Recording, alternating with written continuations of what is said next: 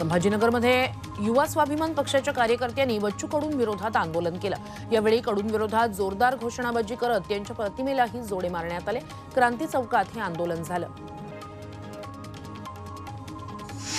रवी राणांविरोधात बच्चू कडूंची प्रहार संघटना आता रस्त्यावर उतरली आहे। सांगली जिल्ह्यातील शिराळा इथे रवी राणांच्या प्रतिमेला चप्पलांचा हार घालून जोडेमार आंदोलन करण्यात आलं। यावेळी रवी राणांच्या निषेधार्थ घोषणाबाजी करण्यात आली।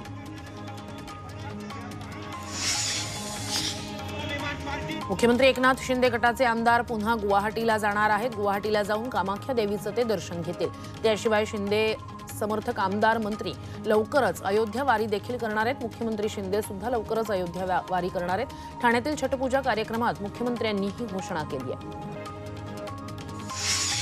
राज्यातील मंत्र्यांचे राजीनामे मागाल तर आदित्य ठाकरे यांचे पार्ट्यांमधील दारू पितानाचे व्हिडिओ दाखवू असा इशारा शिंदे गटाच्या किरण पावसकर यांनी दिलाय। शिंदे गटाचे मंत्री अब्दुल सत्तार यांचा दारूबाबतचा व्हिडिओ व्हायरल झाल्यानंतर आदित्य ठाकरे यांनी त्यांच्यावर टीका केली होती। अब्दुल सत्तार यांनी राजीनामा द्यावा अशी मागणी आदित्य ठाकरेंनी केली होती। त्याला उत्तर देताना किरण पावसकर यांनी हे वक्तव्य केलंय। किशोरी पेडणेकरांना आणखी एक समन्स बजावण्यात आलंय। आज दादर पोलीस स्टेशनमध्ये हजर राहण्याचे आदेश दिले गेले। 29 तारखेच्या समन्सला हजर न राहिल्यानं त्यांना पुन्हा समन्स बजावलं गेलंय। एसआरए घोटाळ्याप्रकरणी चौकशीला हजर राहण्याचा हा समन्स आहे। किरीट सोमय्यांनी पेडणेकरांवर गंभीर आरोप केलेत। मृत भावाच्या नावावर पेडणेकरांनी घोटाळा केल्याचा गंभीर आरोप सोमय्यांनी केलाय। एसआरए घोटाळ्याबाबत वर्षभरापूर्वी तक्रार करूनही ठाकरे सरकारनं दखल घेतली नाही। ठाकरेंच्या दबावामुळे किशोरी पेडणेकरांविरोधात चौकशी झाली नाही असा गंभीर आरोप सोमय्यांनी केलाय। किरीट सोमय्या यांनी केलेल्या आरोपांना किशोरी पेडणेकर यांनी उत्तर दिलंय। सोमय्या धादांत खोटं बोलतायत। आरोपांच्या फैरी झाडून बदनाम करण्याचं षडयंत्र सुरू आहे। एसआरए गाळ्यांबाबत केलेल्या आरोपांचं एसआरए प्राधिकरणानंच कोर्टात प्रतिज्ञापत्र सादर केलंय असं पेडणेकर यांनी म्हटलंय। 7 दिवसांच्या उपोषणानंतर आमदार कैलास पाटील यांना उपचारासाठी रुग्णालयात दाखल करण्यात आलंय। धाराशिवच्या जिल्हा वैद्यकीय रुग्णालयात त्यांच्यावर उपचार सुरू आहेत। संपूर्ण दिवसभर त्यांना डॉक्टरांच्या निगराणीखाली ठेवण्यात येणार आहे। आमदार कैलास पाटील यांची प्रकृती स्थिर असल्याची माहिती डॉक्टरांनी दिली आहे। गुजरातच्या मुख्यमंत्र्यांना महाराष्ट्राचे प्रभारी करा असं म्हणत शिवसेना ठाकरे गटाच्या उपनेत्या सुषमा अंधारे यांनी मुख्यमंत्री एकनाथ शिंदे यांना जोरदार टोला लगावला। राज्याचे मुख्यमंत्री आरती करणं, पितृपक्षाचं जेवण करणं अशा कामासाठीच वेळ देत असतील तर त्यांनी राजीनामा द्यावा असंही सुषमा अंधारेंनी म्हटलंय। शिवसेना उपनेत्या सुषमा अंधारे यांनी सरसंघचालकांवर टीका केली। सरसंघचालक मोहन भागवत हे मशिदीत औरंगजेबाच्या नातेवाईकांशी आपले कौटुंबिक संबंध जोडण्यासाठी गेले होते का अशी टीका सुषमा अंधारे यांनी केली आहे। त्या नांदेडमध्ये बोलत होत्या। माजी मुख्यमंत्री उद्धव ठाकरे वाशिम जिल्ह्यातील पोहरादेवी इथे जाणार आहेत। त्यानिमित्तानं पोहरादेवीचे महंत सुनील महाराज आणि माजी राज्यमंत्री संजय देशमुख यांच्या नेतृत्वात बैठक झाली।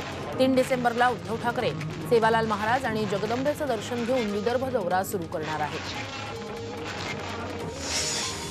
सोनिया गांधी यांचे जावई रॉबर्ट वडेरा यांनी शिर्डीत येऊन साईबाबांचं दर्शन घेतलंय। साईबाबांच्या शिकवणीप्रमाणे देशाला सर्वधर्म समभावाची गरज आहे। भारत जोडो यात्रेच्या निमित्तानं राहुल गांधी जे करतायत त्यांना त्यासाठी आणखी शक्ती मिळावी अशी प्रार्थना रॉबर्ट वडेरा यांनी साईचरणी केली आहे। राज्यातील उद्योग बाहेर जात असल्यानं आम आदमी पार्टीनं नागपुरात होम हवन आंदोलन केलं। महाराष्ट्र सरकारला सद्बुद्धी देवो, उदय सामंत यांना सुबुद्धी येवो, भाजप सरकारला सद्बुद्धी देवो असं म्हणत आपनं होम हवन केलं। संविधान चौकात हे आंदोलन करण्यात आलं। चंद्रपूरमध्ये राज्यातील पोलीस भरती निर्णय रद्द झाल्याच्या निषेधार्थ ठाकरे गटानं आंदोलन केलं। रामनगर भागात ठाकरे समर्थक आणि पोलीस भरतीसाठी तयारी करणाऱ्या उमेदवारांनी राज्य सरकारचा निषेध नोंदवला। अनेक वर्ष पोलीस भरतीसाठी तयारी करत असलेल्या उमेदवारांच्या आशेवर पाणी फेरलं गेलंय अशी भावना यावेळी व्यक्त करण्यात आली। अकोले इथे शिवसेनेचे संपर्क प्रमुख बबनराव घोलप यांच्या फोटोला जोडे मारो आंदोलन करण्यात आलं। मनमानी पद्धतीनं नियुक्त्या केल्यानं शिवसैनिक संतप्त झालेत। अनेक तालुका प्रमुखांच्या नियुक्त्या या विश्वासात न घेता केल्याचा त्यांच्यावर आरोप आहे। ठाकरे गटाच्या कार्यकर्त्यांनी घोलपांच्या हकालपट्टीची मागणी केली आहे।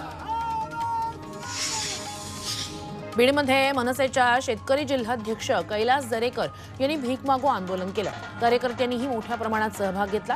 सणासुदीच्या काळात शेतकऱ्यांचं स्वस्त धान्य शिंदे सरकारनं 2 महिन्यांपासून बंद केलंय याचा निषेध नोंदवण्यात आला। डोंबिवलीत बाळासाहेबांची युवा सेनातर्फे बॅनरबाजी करण्यात आली। उद्धवचा वाटा महाराष्ट्राचा घाटा, उद्धव ठाकरेंच्या नेतृत्वात महाविकास आघाडी सरकारनं महाराष्ट्राचं केलेलं नुकसान अशा आशयाचा बॅनर डोंबिवली पश्चिम परिसरात झळकावण्यात आलाय। काँग्रेस नेते राहुल गांधी यांच्या नेतृत्वाखाली निघालेली भारत जोडो यात्रा 7 नोव्हेंबरला महाराष्ट्रात दाखल होते। महाराष्ट्रातही या यात्रेला जनतेचा मोठा प्रतिसाद मिळेल असा विश्वास काँग्रेस कमिटीचे सरचिटणीस के.सी. वेणुगोपाल यांनी व्यक्त केलाय। भारत जोडो यात्रेच्या समर्थनार्थ पुणे शहर युवक काँग्रेसनं भव्य मोटारसायकल रॅली आयोजित केली। पुणे स्टेशन जवळच्या राष्ट्रपिता महात्मा गांधींच्या पुतळ्याला पुष्प अर्पण करून रॅलीला सुरुवात झाली आणि काँग्रेस भवन इथे रॅलीचा शेवट करण्यात आला। बाईक रॅलीला मोठ्या संख्येनं कार्यकर्ते उपस्थित होते। अभिनेत्री जुही चावलानं मुंबईवरच टीका केली। मुंबईच्या हवेत दुर्गंधी असल्याचं जुहीनं म्हटलंय। याआधी खाडीजवळून जाताना दुर्गंधी यायची, मात्र आता संपूर्ण दक्षिण मुंबईत दुर्गंधी आणि मुंबईची हवा प्रदूषणयुक्त झाल्याचं ट्विट जुही चावलानं केलंय। तर मुंबईबाबत असं बोलताना सेलिब्रिटींनी भान ठेवावं असा सल्ला उपमुख्यमंत्री देवेंद्र फडणवीस यांनी दिलाय। छत्रपती संभाजीराजे सध्या नाशिक दौऱ्यावर आहेत। स्वराज्य संघटनेच्या 100 शाखांचं उद्घाटन राजेंच्या हस्ते करण्यात आलं। गरज पडली तर आणि लोकांची इच्छा असेल तर राजकारणात यायला अडचण नाही असं सूचक वक्तव्य संभाजीराजेंनी केलं।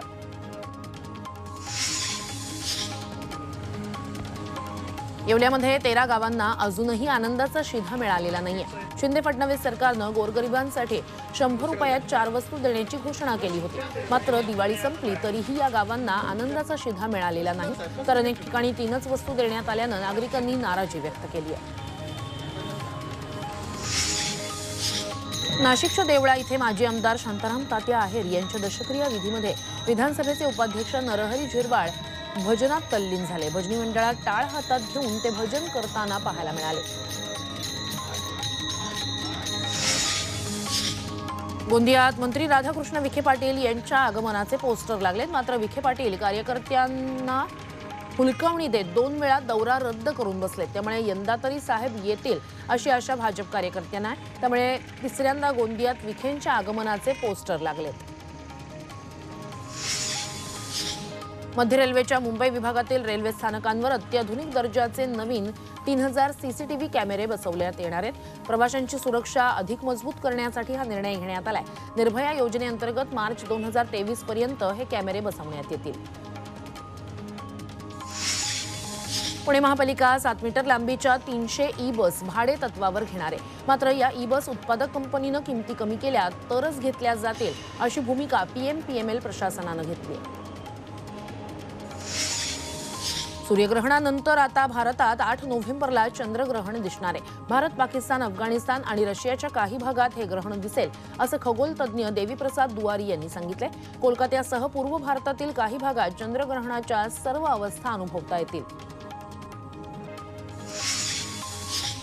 उल्हासनगरच्या रस्त्यांवर धुळीचं साम्राज्य पसरलंय। रस्ते खड्डेमय झालेत। आजूबाजूची घरं, दुकानं, पार्किंगमध्ये उभी असलेली वाहनं यांच्यावर धूळ बसते।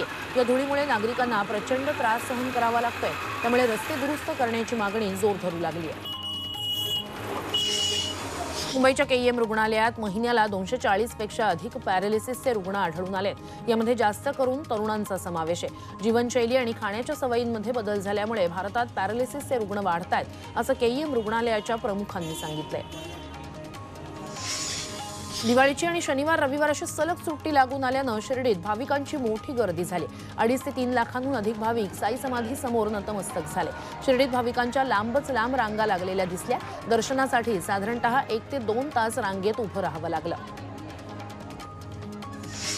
राणीबाग आणि प्राणी संग्रहालयाला रविवारी एकाच दिवशी तब्बल 31,232 इतक्या पर्यटकांनी भेट दिली।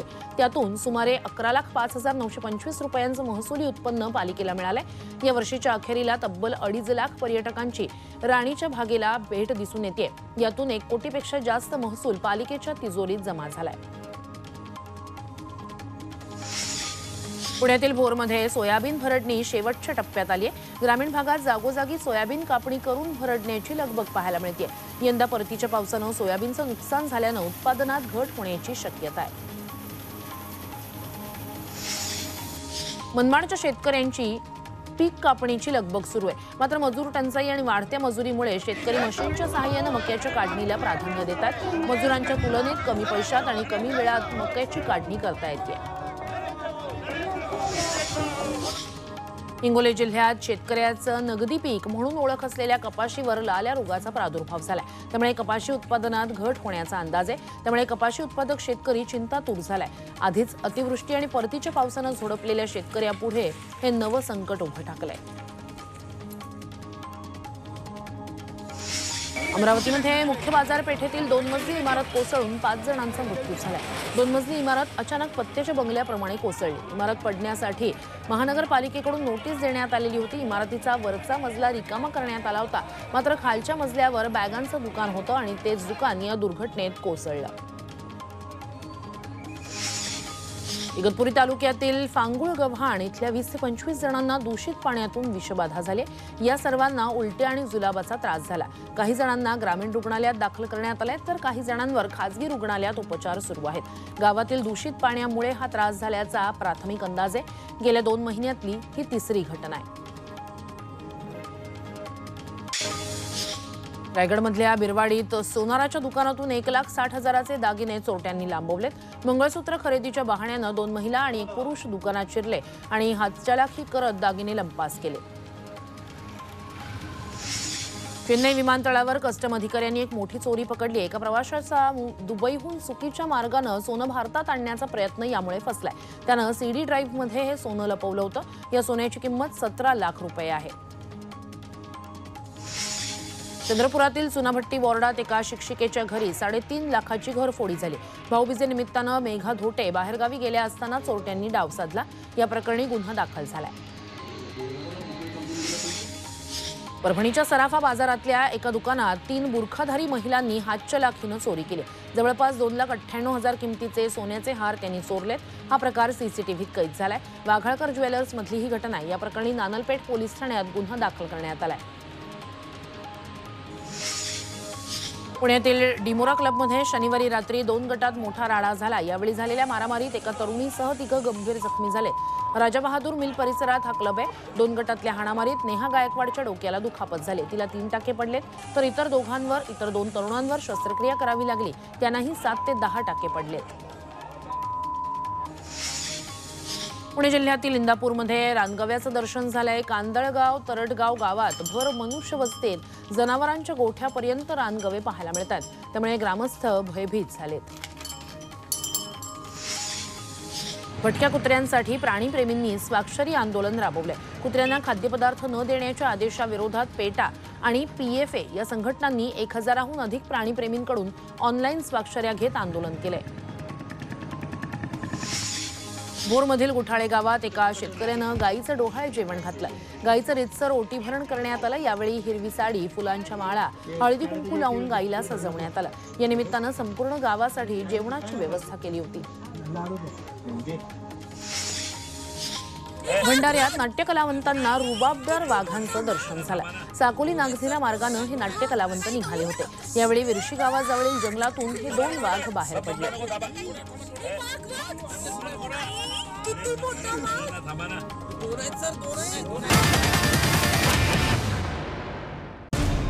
मराठ्यांची तळपती तलवार म्हणजे